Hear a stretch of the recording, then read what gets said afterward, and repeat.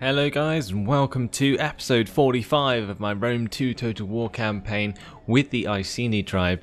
Today we're going to be moving our armies further towards Syracuse and hopefully attacking them in today's episode. We've also got our armies heading east over the north of Denmark soon enough. As you can see, my armies all the way up here. They can be moved to travel around towards the Iceni and the Lugi. So I'm going to get them on their way. Both of them in fast force march or double time, depending on whether they're on sea or not. So that shouldn't take too long for them to get over there. We've got our burning men in Ildon. We can start off by upgrading the skirmishers to have level 1 ammunition. But that army is going to stay there from now on. So let's take him out of force march stance and leave him in normal stance to just look after that city while we wait for another random civil war. Let's have a look at the rest of our troops. We have the Iron Winds, my navy. Considering I want to attack Lilleberg, I could probably keep it in a friendly sea region for now, which will allow my troops to basically fully replenish properly, but still be in range to attack Lilleberg if I need to. Also, it might be worth getting some mercenaries or some better ships to use, but I'm not going to do that for now. I do want to take those ships off double time those soon. Then I've got my burning men. Those are the ones up in Scotland that I've already looked at. We've got the noble stags. They're in Ida. Ida is nice and happy at the moment, but I don't think quite happy enough to move out the forces. We have this army here, going to remain fortified while we replenish the men.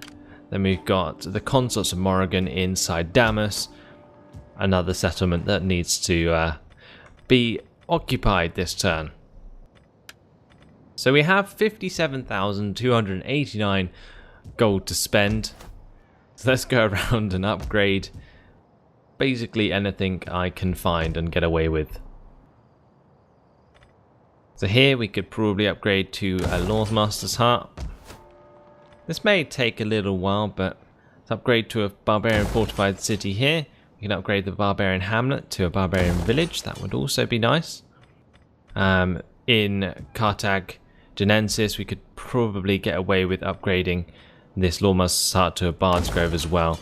And I'm going to make another Lawmaster's Hut in Numantia, just so that we can improve our tech much more. Because at the moment, we're upgrading like a end game tech with 152% research rate, which is very good and very helpful. Basically, sort of quarters the time that it takes. Over here we can upgrade this Chieftain's Hold to a Warlord's Hold. That will use up some money and some food. We've got plenty of food to use up, so we may as well. In Massilia, we can make this Commons also into a Chieftain's Hold. We've got some Commons in Burdigala. That can be made into a farmer's market maybe, to make the most of these reservoirs. Let's go with that. These reservoirs don't actually give me much money. They just improve the wealth from agricultural buildings. So I might convert one of these to something that's going to get me a lot of money from agriculture, which looks like it could be either the horse pens or the cattle pens. Let's go with the cattle pens if I'm going to get a farmer's market. We can upgrade these stables as well, and it looks like we'll be able to handle the public order in this settlement. So let's go with the Warlord's Hold and upgrade stables there. We'll have a look at the provinces closer to the front line, because it will be worth upgrading the settlements here. So over at Rome we can upgrade the horse pens to stables, allow me to create veteran riders. The commons in Medland can be made into a Chieftain's Hold. Noria We can make the Grove of Rosmerta to a Shrine of Rosmerta, and the Chieftain's Hold to Warlord's Hold. In Casurgis, let's make the Sacred Enclosure into a Grove of Rosmerta, and we can upgrade the Meeting Hall to a Tavern to get some painted ones in this province should we ever need them. It's all using up lots of food.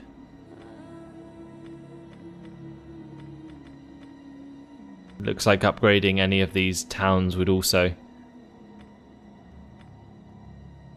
mean we use up more food and cause more squalor. But probably not the best idea to do it there with their low public order at the moment. Gonna make this artisan's lodging into a goldsmith. A goldsmith's always good to have in a province. And this chieftain's hold to a warlord's hold. Just gonna check out these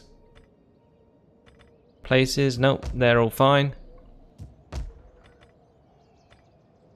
Trying to find the bigger provinces to upgrade because they will provide more income.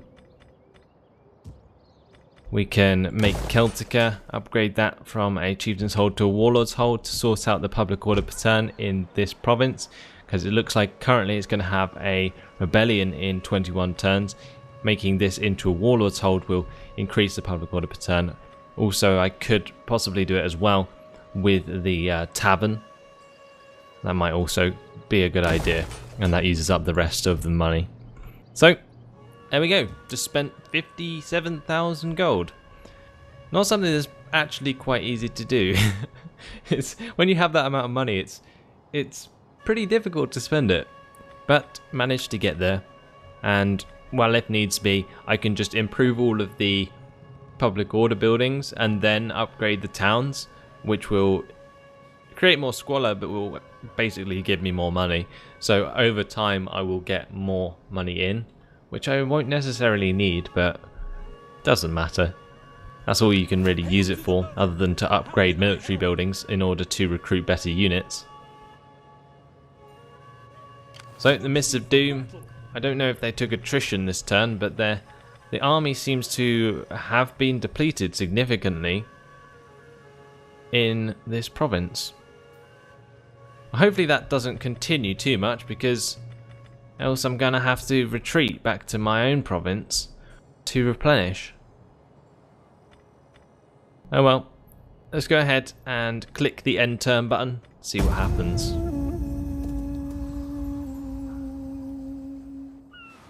You are honourable, worthy and strong, and only fools would not wish to be friends with you. Well, this was unexpected. Tireless, offering me an alliance. I guess it's because I'm currently in a defensive alliance with the Odorrisian Kingdom and Knossos. They're also allied with the Odorrisian Kingdom and Knossos, so well, we may as well join their alliance, and I think that's a good idea.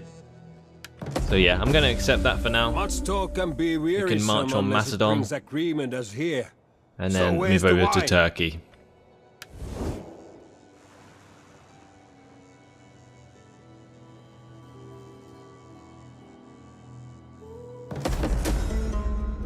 Braux's vanquishers.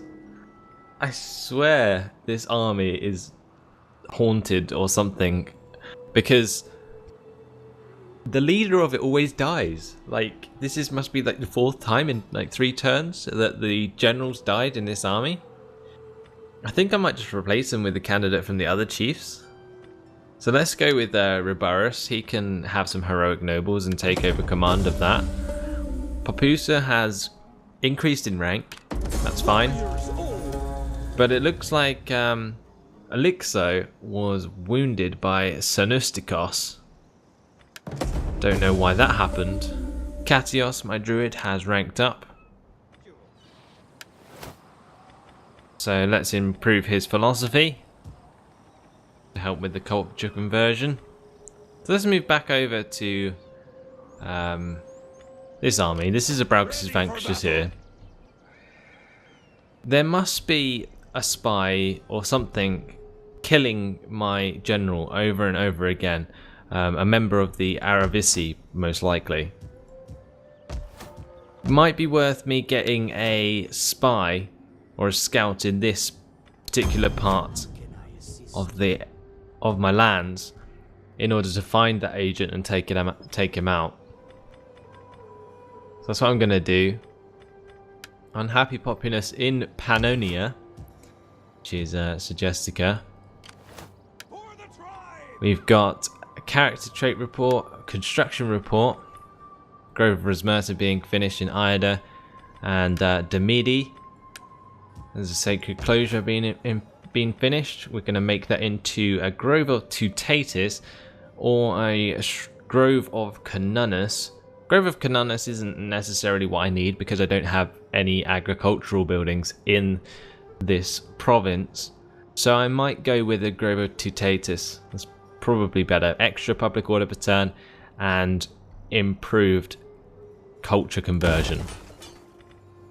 Population surplus in Corsica et Sardinia. Let's upgrade Caralis to cater for that. And we're going to make a commons there. Slums in Camlodunnan. No idea how that happened, to be honest. Unless I upgraded Camlodunnan and then forgot. But we're going to have to get rid of that anyway because it's causing -6 public order per turn due to squalor. War declared between Tylos and Macedon. We've got motivated populace in Reta et Noricum. And an encouraged populace in Britannia. However, that's going to slowly decrease until the slums are destroyed and we make a commons in their place. Let's go through the forces. Make sure that we upgrade Popusa. I guess we would have to go with +1 authority. Or maybe +1 cunning would be useful to avoid the agent so that she doesn't die. But I doubt anyone would try and kill my war maiden. It seems a bit pointless. But you never know what the AI is going to do. I'm going to go with Paragon for now. Let's get my army out of forced march stance. And if we are in range, we can attack Thapsus. If I'm not in range, then what I'll do is I'll stand outside Thapsus and I'll raid the lands. Oh, doesn't look like I can. Okay, maybe not then. Gonna move my scout past Carthage down towards Thapsus. The Iron Winds we're gonna take out of their double time stance and put them into normal stance. Then we're gonna get the Swords of Power. Sail over Denmark. And the Will of Andrasta down in Africa are on their way to Carthage. So let's not stop their progress. Burning Men are going to stay in Scotland. The Spear Runners, they are now on land and can head towards the Lugi. You can get the Woad Warriors. They don't necessarily need to return to any of these cities. So I'm going to start moving this army eastward as well with a forced march stance. Then we can get the Noble Stags in Ida. They can probably leave now. It will go down to -3 per turn, which will be 23 turns until it rebels, which I think is perfectly enough time for the provincial instability to sort itself out, so I could probably leave Ida now. And I'm going to upgrade to a Trona for Rosmerta anyway to just improve the public order per turn even more. And this will allow this army in forced march stance to go and deal with the public order per turn in Suggestica at the moment. And there we go. And the Consorts of Morrigan, well, it looks like they're going to have to stay here for another turn. We're going to convert the Barbarian Hamlet and make this construction site into a sacred enclosure to deal with the happiness here. Because at the moment the military presence is providing +17 if I was to move out the the village would go down to -11 public order per turn, which isn't really what I want to happen. And there we go. Let's just check all the druids are administrating. We can also check that they're actually still converting culture. So let's see how it's doing here. Down to 51% Hellenic, that's good. Katios and Hanauni is still working away. Adiatorix has now got this province as 100% Celtic, so that's fine. Let's move my druid overseas towards Ida to help out over here. To the ships. There we go. Now, I'm not going to worry about spending this money at the moment. I went on a massive spending spree last turn, so let's end it once again. And I think next turn will be the turn that I use these armies to hit Thapsus. And I've got this army here, the Will of Andrasta, probably in range to hit Carthage next turn. They both have ballistas in their armies, so they should be pretty swift sieges. Let's end the turn.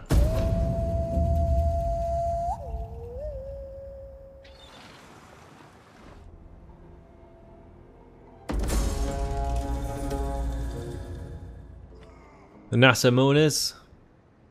March troops into your lands without permission. I don't think that really matters. Elixo has recovered from his attempted assassination. And Penios has been found by foreign forces. Okay. So there are some Libyan rebels.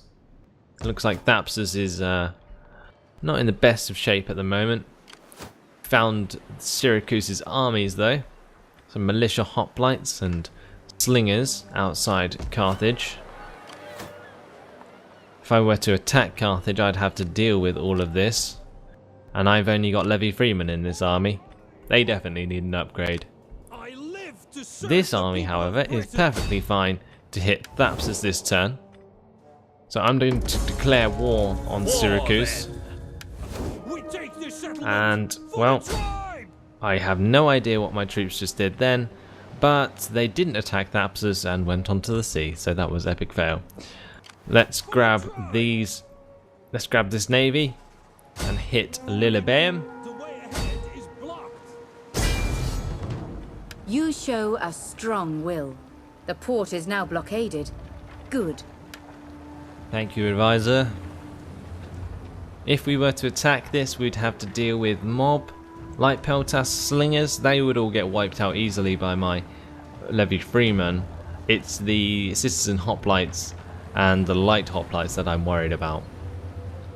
However, in theory, I should be able to surround them and kill them off, as long as my troops land okay. So, I am going to attack this, but I am very aware that I might lose. So let's go and fight this on the battle map.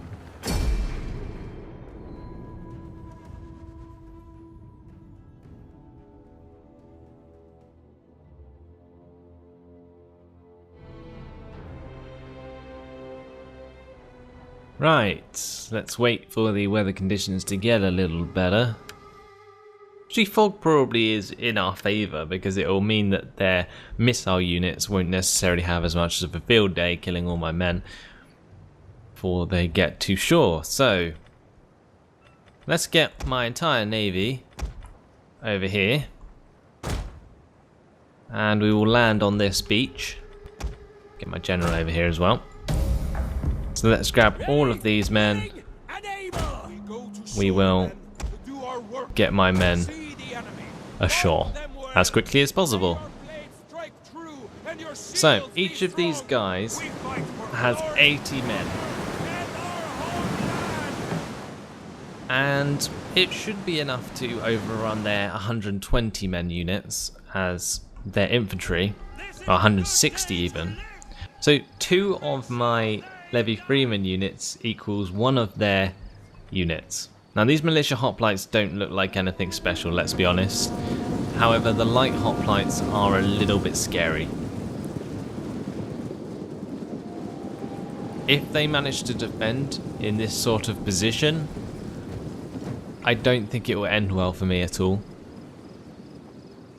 Because I'm not going to be able to flank them very effectively. Killing off these mob would be easy. But getting behind these light hoplites might be a bit of a challenge. Either way, let's get all the men onto shore. We'll see where we go from there. Look at this, it looks like a proper raiding pie. Except from it being a desert, you know. It actually looks like a barbarian raiding pie coming onto the shore to wipe out a city or raid and pillage. So my painted ones, these might actually come in handy because these are much more elite units. And if they can get to shore okay, then I should be alright. Hopefully they won't glitch out because this is the unit that I really need right now. What we could do is just tell him to come over here. And then... yeah, that might be a bit easier. And then I can grab all my men and go meet up with them. Let's do that. My men can start marching in this direction. And then meet up with my general. So we have a lot of men.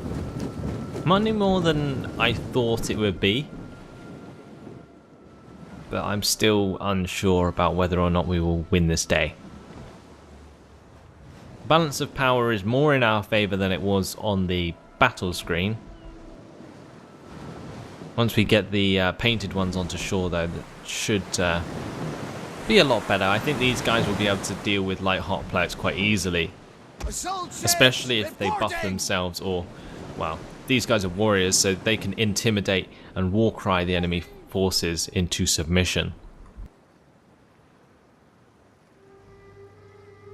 Probably actually two of the more useful abilities to have for this battle against hoplites. So let's just speed this up. No need to wait around for my boats or my men to keep marching along. I don't necessarily want to run them because them being levy freemen, they're temperamental as it is, and if I'm going to be wasting them with fatigue, then I'm just losing myself a battle.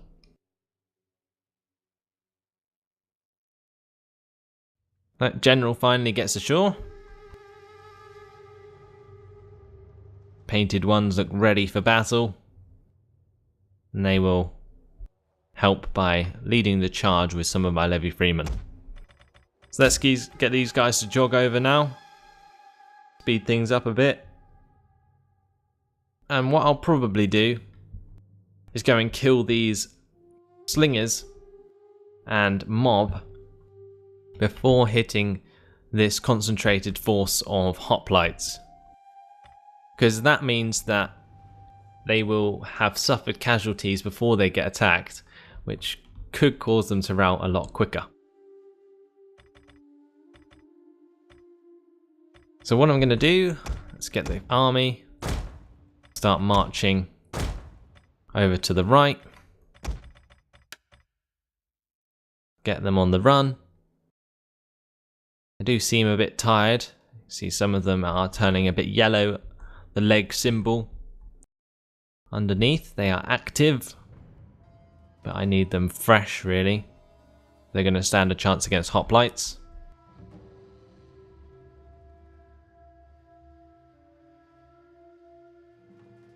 We can give them a break before we attack the hoplites because when they're standing still they do recover from fatigue over time, which can be handy.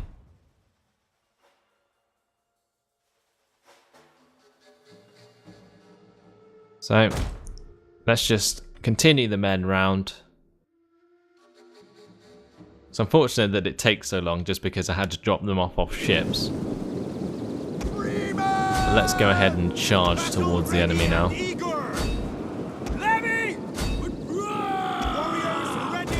Tell some of the men to just charge straight through. What I might also be able to do is, instead of attacking this concentration force over here, I might just be able to like go around the back and then just capture the middle here. It could also be a viable alternative. Doesn't look like the light peltas want to stay and fight.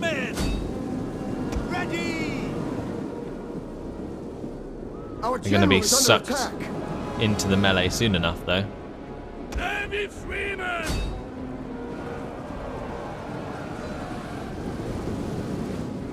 My horde of men just charges through.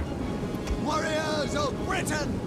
Need to keep going forwards and making sure that we take out the rest of these guys. Because the slingers, I think, are still attacking me. Well, trying to reform at the moment. But my men will catch up and they will die.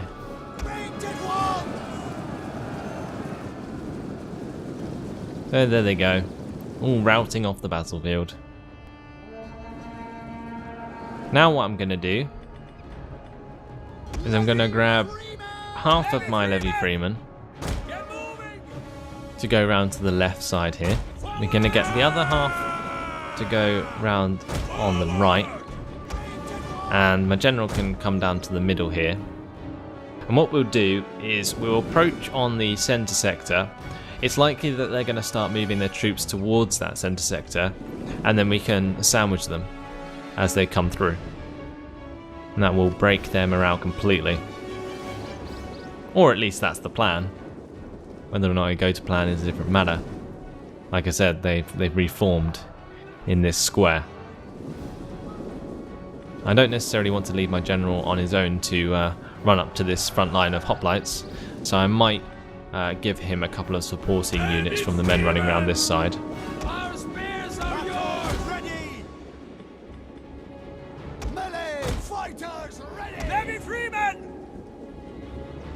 So, these guys are going to be ready. They can attack these light hoplites. We're being charged here by these hoplites. Okay, well, it looks like we're going to have to engage them then. Painted ones can intimidate, and they can war cry onto these citizen hoplites, and they're going to inspire themselves so that we can kill them off. Over here, they've engaged me with their light hoplites as well. So let's get the men around the side as quickly as possible, and to flank these missile units and a mob. So managed to break the citizen hoplites. Light hoplites are going to be the next target. These mob won't stand a chance that have just come in.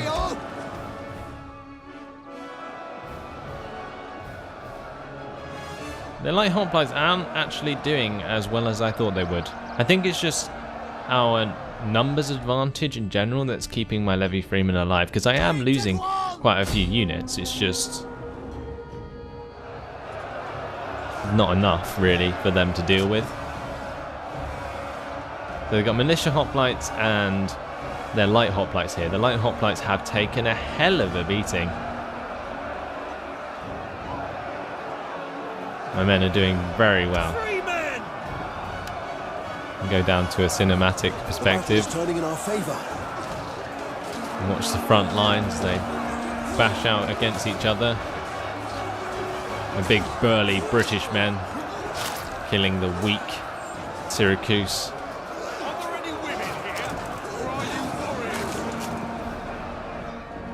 There we go, they've all routed, and I think their entire army's just ran away. Yep, it has. So let's go ahead and end the battle there. Heroic victory. Perfect. That was very sweet. My navy took the city for ourselves. We lost 219 men. They lost 1,231. Now I didn't necessarily expect that to work, but it did. So let's occupy the settlement. Ready for orders. And we can convert these buildings to ones that favour us more so. So change this to a sacred enclosure. This Temple of Zeus can be converted to... Actually, I'm going to dismantle the consecrated ground, and then we can change that to a agricultural building. The fishmonger can be possibly downgraded. I think I'm going to downgrade that.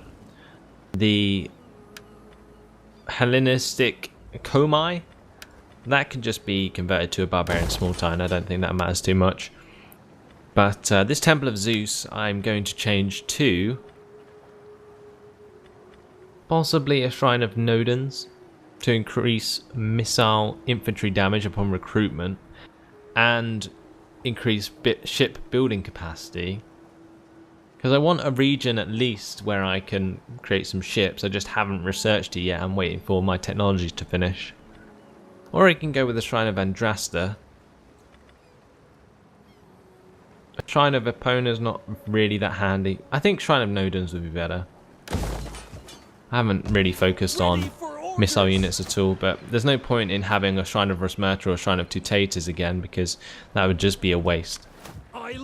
So we're going to leave this army, the Iron Winds in Lilybaeum, to deal with the public order there. Carthage on the horizon of my Will of Andrasta. I could probably go ahead and siege. And this means that they won't be able to get the enemy transports onto land. And I can slowly deplete the men in this province. But their army does look very terrifying. So we're going to continue the siege here.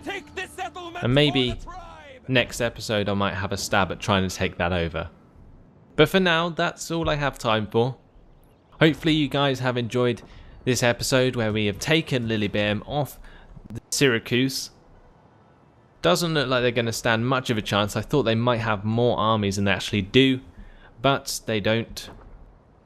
And this is basically all their forces.